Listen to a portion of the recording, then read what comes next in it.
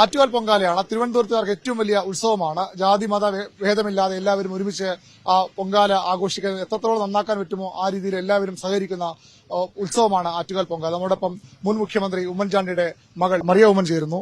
എന്താണ് ഈ ആറ്റുകാൽ പൊങ്കാല സംബന്ധിച്ച ഓർമ്മകൾ എന്തൊക്കെയാണ്? ചെറുപ്പകാലം തൊട്ട് ആറ്റുകാൽ പൊങ്കാല എന്ന് പറഞ്ഞാൽ ഞങ്ങൾ സ്കൂളിൽ പഠിക്കുന്ന കാലം ഓർക്കുകയാണെങ്കിൽ അതൊരു അവധി ദിവസത്തിന്റെ ഒരു ഫീലിംഗ് ആയിരുന്നു.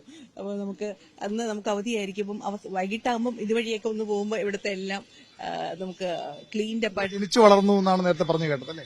ജനിച്ചു വളർന്നത്. അതുപോലെ ചെറുപ്പം തൊട്ടേ ആറ്റുകാൽ പൊങ്കാല എന്ന് പറഞ്ഞാൽ നമുക്കൊരു ഉത്സവമാണ്.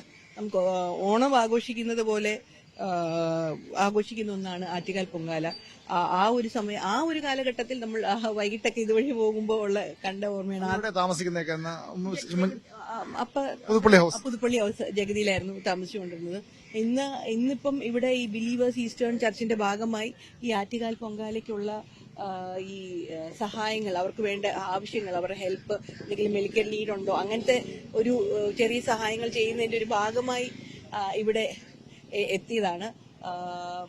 അങ്ങനെ അതിന്റെ ഇതിലാണ് ഇവിടെ ഈ പരിപാടിക്ക് വന്നത്. നേരത്തെ ഈ ഭാഗത്തൊക്കെ പൊങ്കാല കുറവല്ലായിരുന്നു, പണ്ടൊക്കെ ഇവിടെ ക്ഷേത്രത്തിനടുത്തൊക്കെ ആയിരുന്നു.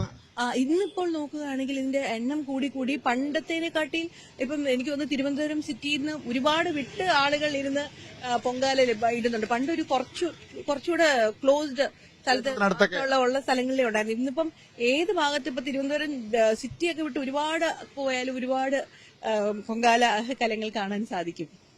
ഇപ്പൊ ഈ ജാതിയുടെ പേരിലും മതത്തിന്റെ പേരിലൊക്കെ വലിയ തർക്കങ്ങൾ, കേരളം വേറെ എന്തൊക്കെയാണ്, കേരള സ്റ്റോറിയൊക്കെ വലിയ വിവാദമാവുന്നുണ്ട്. ആ സാഹചര്യത്തിലൊക്കെ ശരിക്കും ഒരു സന്ദേശമല്ലേ ഈ പൊങ്കാല? സത്യമായി നേരത്തെ ഞാൻ എല്ലാവരോടും അത് പറഞ്ഞു കഴിഞ്ഞു.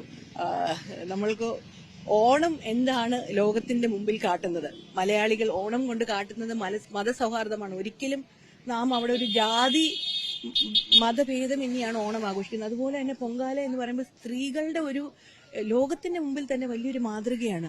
ലോകത്തിന്റെ മുമ്പിൽ തന്നെ ഏറ്റവും വലിയൊരു മതസമ്മേളനമാണ്, സ്ത്രീകളുടെ മതസമ്മേളനമാണ് പൊങ്കാല.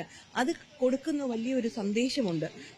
ഈ ഒരു കൂട്ടായ്മ തന്നെ, ഈ വരുന്ന ലക്ഷക്കണക്കിന് സ്ത്രീകളുടെ കൂട്ടായ്മ തന്നെ അവരൊരു സ്നേഹത്തിന്റെ, അന്ന് ആലോചിച്ച് നോക്കണം, ഇത്രയും ലക്ഷക്കണക്കിന് സ്ത്രീകൾ വന്ന് ഒരു ദിവസം ഇങ്ങനെ ആറ്റുകാൽ ദേവിയുടെ മുമ്പിൽ പൊങ്കാല ഇട്ട് പോകുന്നു. ഇവിടെ നമ്മളൊരു ഇതുവരെ ഈ ഇത്രയും കാലം അത്രയും നാം പൊങ്കാല ഇട്ടിട്ട് ഇവിടെ ഒരു വഴക്കോ ഒരു കലാപോ അങ്ങനത്തെ എന്തെങ്കിലും നാം കേട്ടിട്ടുണ്ടോ? അത് തന്നെയാണ് നാം ലോകത്തിന് കൊടുക്കുന്ന, പൊങ്കാലയിലൂടെ ലോകത്തിന് കൊടുക്കുന്ന വലിയൊരു മാതൃക. ഇന്നത്തെ ഈ കാലഘട്ടത്തിന് ഏറ്റവും ആവശ്യമായ യഥാർത്ഥ കേരള സ്റ്റോറി ഇതാണ്.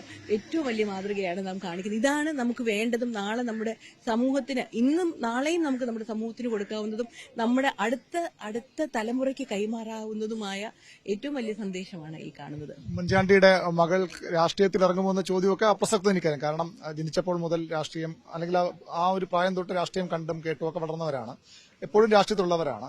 എങ്കിലും ഇപ്പോൾ ചില ചർച്ചകളും പേരുകളും ഒക്കെ തെരഞ്ഞെടുപ്പുമായി ബന്ധപ്പെട്ടൊക്കെ വരുന്നുണ്ട്. എന്താണ് അതിനോട് പ്രതികരിക്കാവുന്നത്? ഞാൻ ഇത് പല പ്രാവശ്യം പറഞ്ഞതാണ്.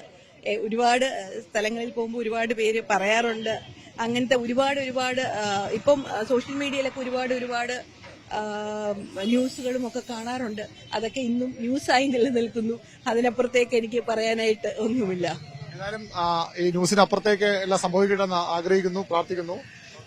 അടുത്ത തവണ ജനപ്രതിനിധി നിലയിൽ ഈ പൊങ്കാലയുടെ ക്രമീകരണങ്ങൾക്കൊക്കെ വരാൻ കഴിയട്ടെ എന്ന് കൂടി ആശംസിക്കുന്നു. Thank you. ഉണ്ടാവുമല്ലോ അങ്ങനെ? ഞാൻ പറഞ്ഞല്ലോ, ഇത് ഒരു വാർത്തകൾ മാത്രമായി നിലനിൽക്കുകയാണ്. അതാണ് പ്രതികരണം. ഏതായാലും ആറ്റുകാൽ പൊങ്കാല എല്ലാവരുടെയും ഉത്സവമാണ്. അതിന്റെ ഭാഗമായാണ് അവരും ഇവിടെ ഈ പൊങ്കാല ചടങ്ങുകളുടെ ഭാഗമാകാൻ എത്തിയത്.